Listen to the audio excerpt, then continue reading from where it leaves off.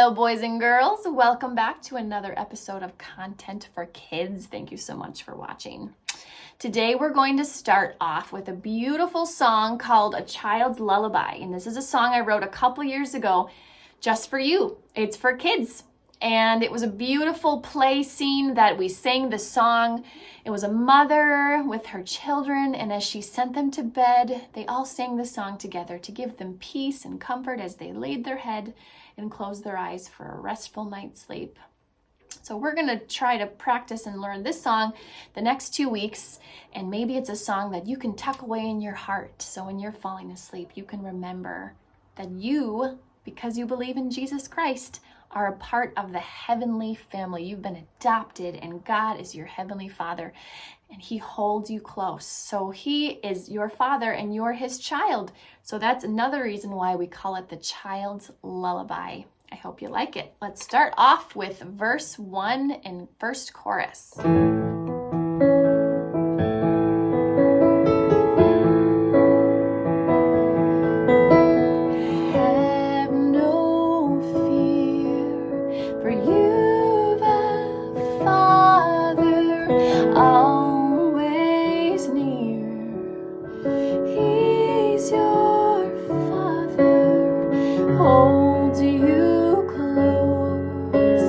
Dries your tears, sleep in peace, for He is your Father.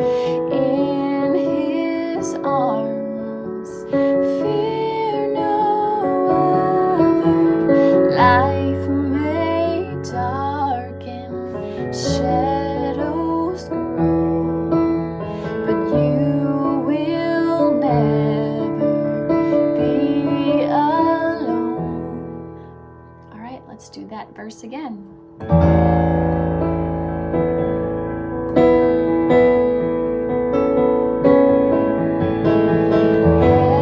no fear, for you've a Father always near. He is your Father, holds you close, dries your tears, sleep in peace, for He is your Father.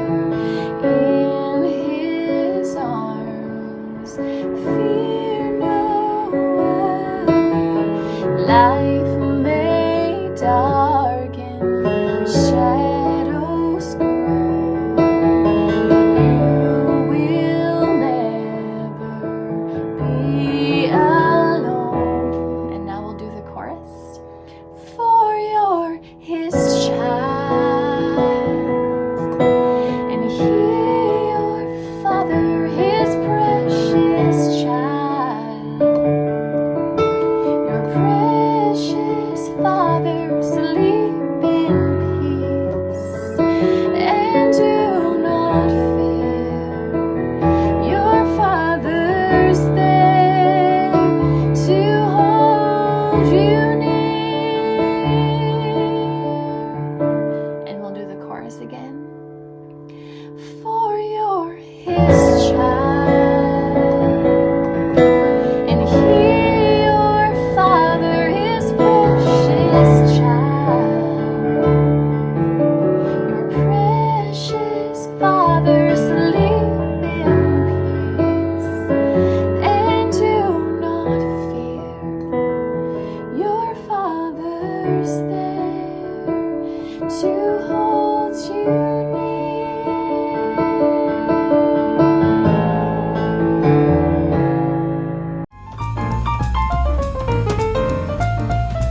Today we are going to continue with our Fruit of the Spirit book. If you've been with us on the other episodes, you would have a cover, and then we have a love page, a joy page, a peace page, and today we're working on the next fruit of the Spirit that's mentioned in Galatians, which is patience. Now, patience is a very, very important one, especially if you're a young person. It's very easy to be impatient when we're waiting for something exciting to happen, or Maybe you're just waiting in line for something if you have siblings that are younger than you and have to go first. But the Lord says that we should be patient and that He'll give us the strength to be patient even when we're super excited for something. So let's start with writing patience at the top of the page, and then we'll cut that out next.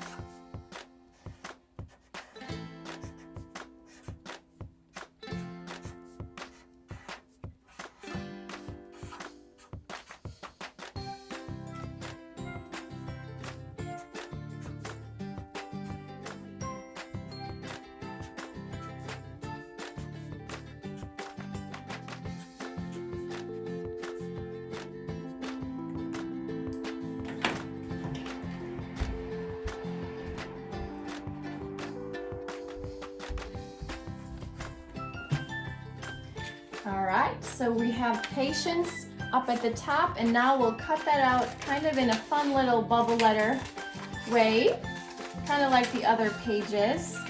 And you can remember that we'll use the rest of this page for the verses that we'll put below it. So I was looking up some verses to talk about patience, because the wonderful thing about all of these qualities that come out in our life is that Jesus helps bring those out. Now, we would like people to treat us with patience, right? Like, just say you're learning something new in school and you don't understand it. What if your mom or dad got really upset with you and didn't really take time? It would be hard for you to learn that, right? You're grateful when they're patient and they explain it over so you can understand. So we can remember, we like to treat others like we're treated. And Jesus treated everyone with patience. God is a God of patience. He wants everyone to be saved. He wants everyone to come to the saving knowledge of Jesus Christ. And so He's patient, waiting for us to tell the whole world so that more people can be saved forever. So the first thing we're going to do before we write on the verses, we are going to decorate a blank piece of paper, just like we did over on these, and then we'll paste the patience at the top. So have fun with that. Just do crazy designs and fill it in whatever way you want.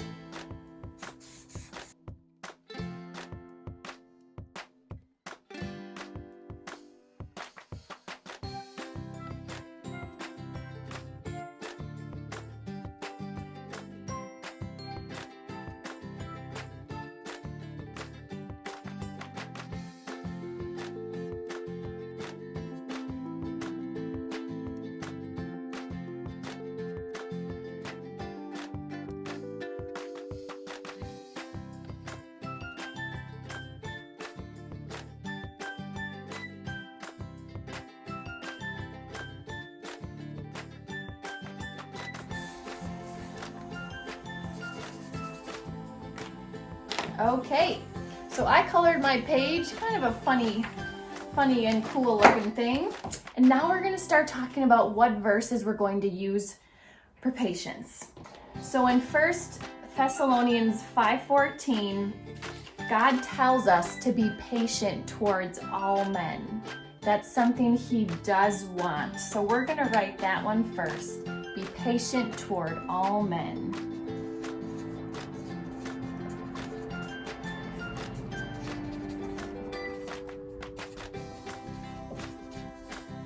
And the next one is in Ecclesiastes. Ecclesiastes is full of life lessons. And that one said, patience in your spirit is better than the proud in spirit. That's a lesson that God would like us to learn. So we'll do that one next. To be patient in spirit is better than the proud in spirit. Being proud in spirit would be if maybe you were helping someone who needed to learn something and they weren't getting it right away, and maybe you made them feel kind of bad because they weren't understanding. That would be proud because you're making yourself seem smarter. Pride is when you're into yourself instead of others. When you're being patient, you're being kind toward the person that you're helping. And that's what Jesus is helping us do. So for the final verse, this is one of my most favorite verses. It's Colossians 1:10 or 11. I need to write that down.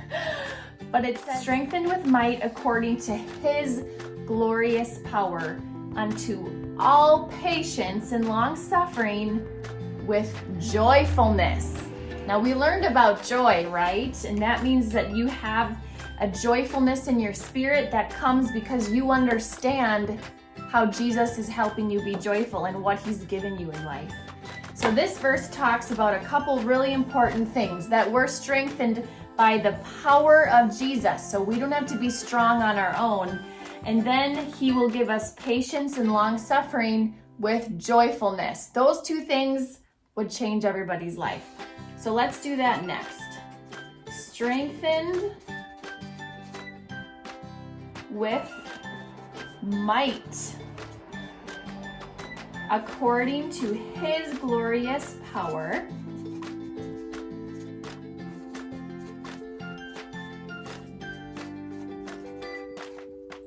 unto all patience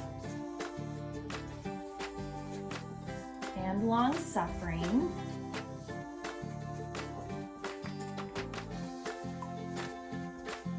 with joyfulness. So that verse talks about a lot of the fruits of spirit coming out. So that's what our 3 verses look like. And now we can cut those out.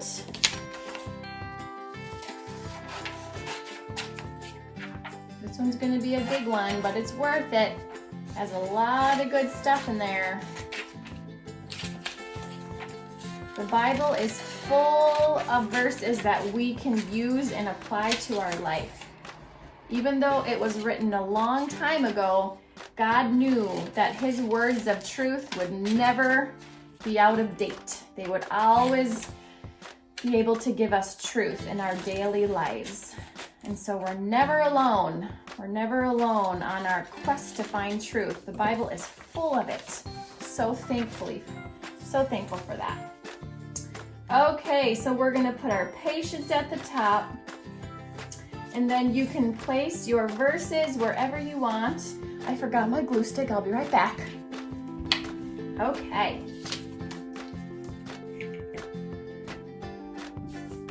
So this week, when you're helping your sibling, or maybe you have a job to do that might take a little while, remember that you can be patient and that the Lord will help you in that. And people will be so grateful. When someone is patient, it really makes a lot of difference in your friendships and relationships, and it really blesses others. So let's do that.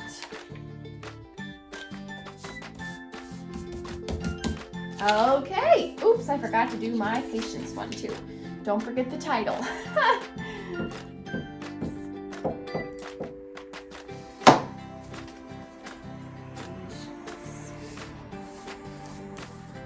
All right, so your page should look something like that. Thank you so much for joining. We'll see you next week.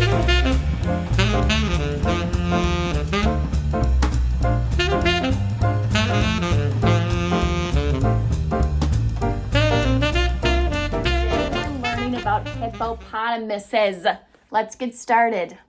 Okay, so I have this really beautiful book called A Hippopotamus Grows Up. Let's start here. Welcome to the world of wild animals. Follow a baby hippo from water to land. The calf spends most of his day in the water or rolling in the mud to cool down. Watch the hippo grow up and start a family of his own. Under the water, a baby hippo is born. He pushes off the water's bottom and pops above the water. He takes his first breath of fresh air. Baby hippos are also born on land. Hippos can walk or run just minutes after they're born. Peekaboo! The hippo's nose, eyes, and ears stick out of the water. The hippo can only breathe above water. The baby hippo goes back under the water to feed. His nose and eyes close as he drinks his mother's milk. Hippos spend at least 18 hours a day in the water. They stay in the water for so long because their skin dries out quickly in the heat.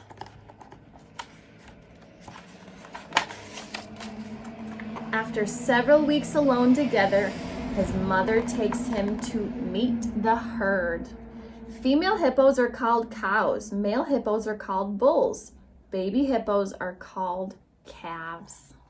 Other hippos come to greet him. Mother hippos from the herd watch the baby hippo when his mother goes off to eat.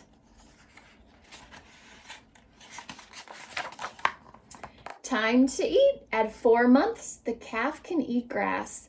As the sun goes down, the calf follows his mother to her eating place. After the calves stop drinking milk, they only eat plants. They follow their mothers on private eating trails. And then after they eat, the calf and his mother go back into the water. Splash! In the cool water, the calf plays with other male calves. They learn to fight through play fighting. Growl, snort, roar. The calves make a lot of noises as they play. They open their mouths wide to show their teeth. Hippos have tusks like elephants, but a hippo's tusks are inside its mouth. The calf spends most of his day in the water. Now he is big enough to walk on the bottom of the lake. Adult hippos can stay underwater for 5 to 6 minutes. They are too heavy to float or swim, so they walk on the bottom instead. That's cool. The calf takes a deep breath and sinks under. When he goes underwater, the fish nibble on him and clean his skin. Wow. Hot, hot, hot. Out of the water, the sun burns the young hippo's skin, so he rolls in the mud to cool down. When the mud on his back dries, the calf goes back into the water. An egret lands on his back and eats bugs off his skin. When a hippo stays in the sun too long, it sweats a red goo that looks like blood. Lovely. As the young bull grows, he plays with the older bulls.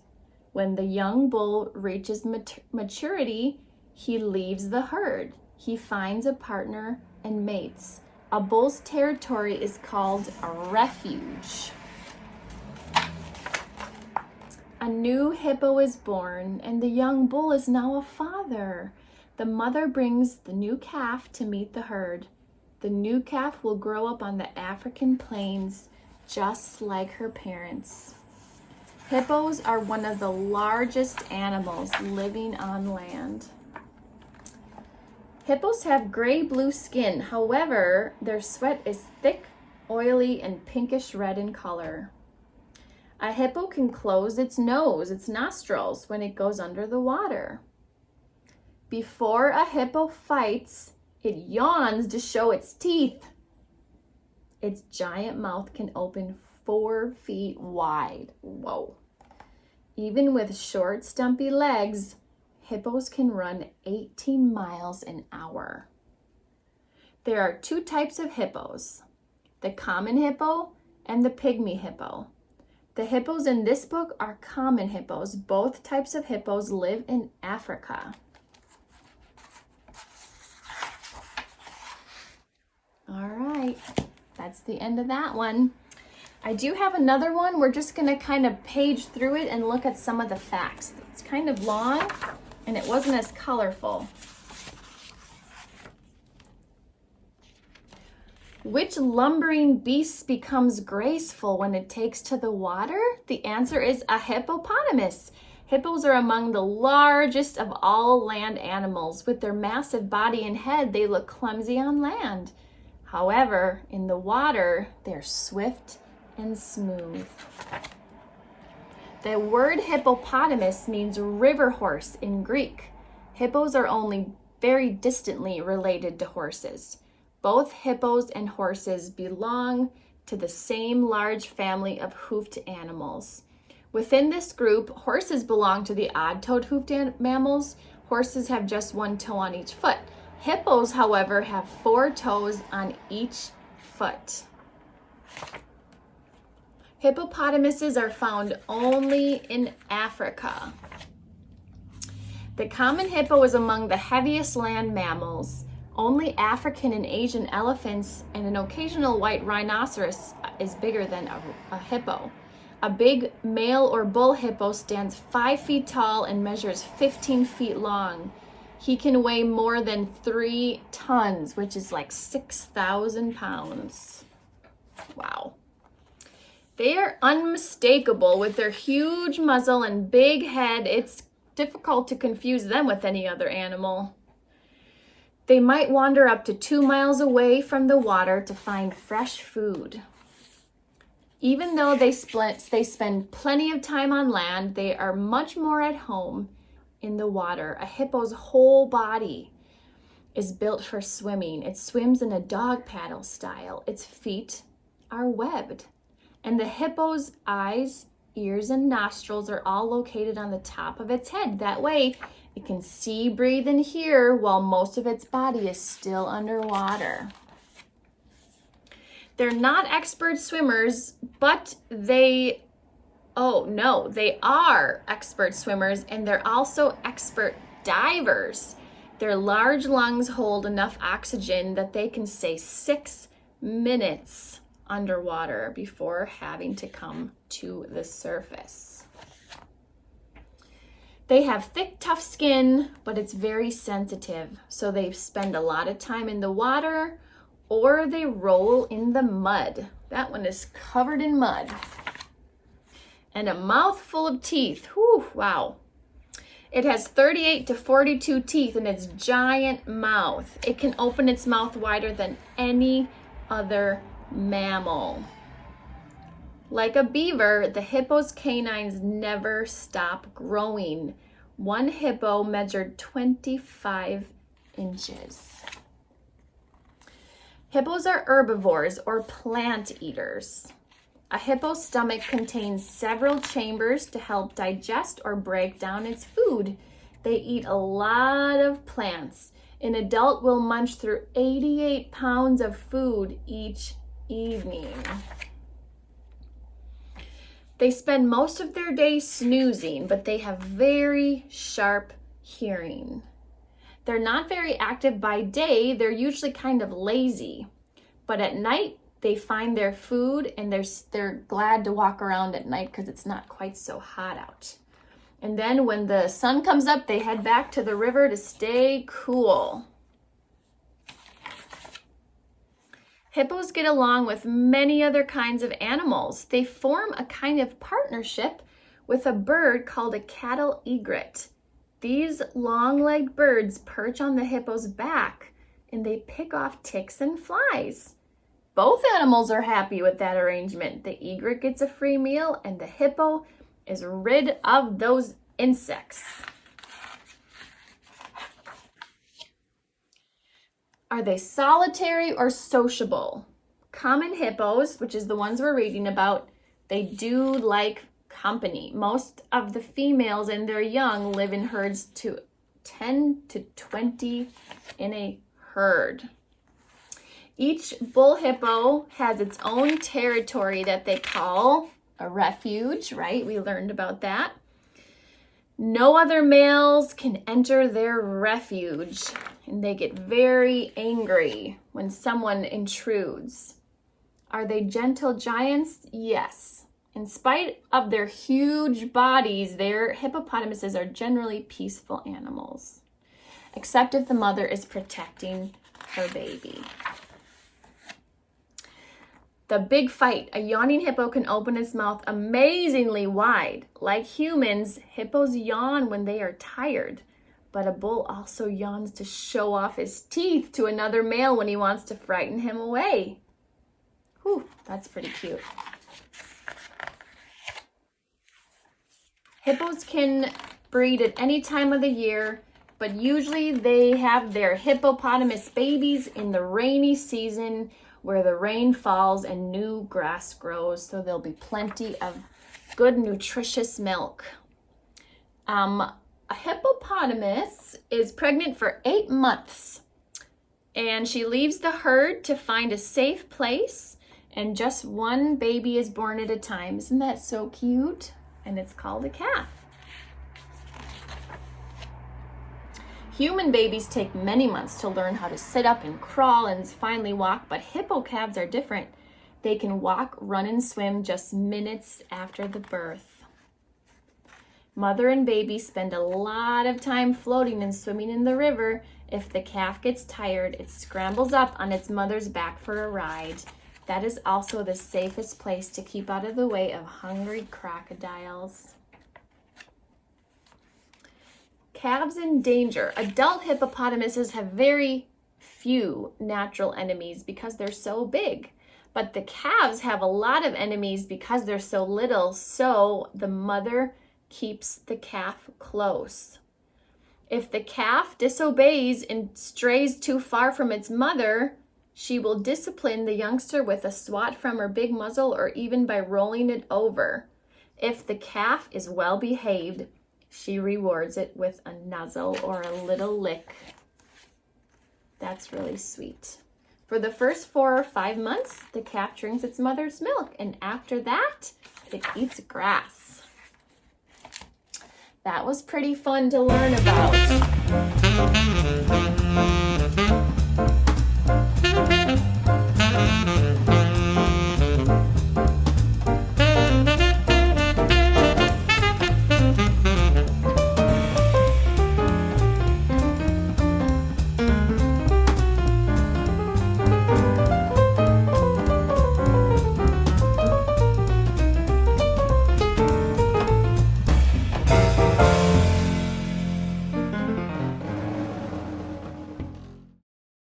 So for today's lesson, I want to challenge you to do a little project, do something out of the ordinary for someone in your life. Do you have a grandma or a grandpa? Do you have a neighbor that maybe could use a little word of encouragement or just a special message to tell them that you're thinking of them and that they mean something to you and that they matter? Because there's a lot of people in the world that don't even know why they were born. They don't know Jesus personally, and so they feel alone and confused, and they're trying to find their joy and happiness, but they can't find it without Jesus. They're trying to find what happens after they leave this earth. They can't find the truth without Jesus. And you, kids, have the answer in the Bible. It tells us clearly, and God never lies. And he tells us that salvation is found through Jesus alone, and that he'll fill us with his Spirit and give us a happy, joyful, victorious, wonderful life. And that's something that we need to share with everyone that's around us. So if you have someone or a couple people, depending on how much time you have, write a note to them. Ask them if they know Jesus. And if they do, be so happy for them. And if they don't, you have someone you can tell about Jesus to, which would be wonderful. Maybe you can help them find what they're looking for.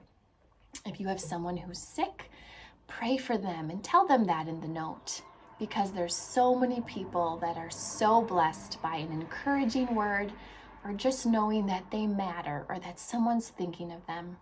Every time a small child sends me a letter or a note, it means so much to me, because it means that they thought of me and they wanted to send me something special and they worked hard at it. The coloring pictures and the homemade cards, I just love it so much, and that blesses everyone. So maybe you can look through the Bible, find an encouraging Bible verse. Maybe make a decorative piece of paper and put the verse on there, or if you don't know how to write yet, have your mom do it, and then send it to someone. Because the Bible says that we are supposed to be the lights of the world. That means in a world of darkness, we make a difference and we point everyone to Jesus because he can save them for all eternity.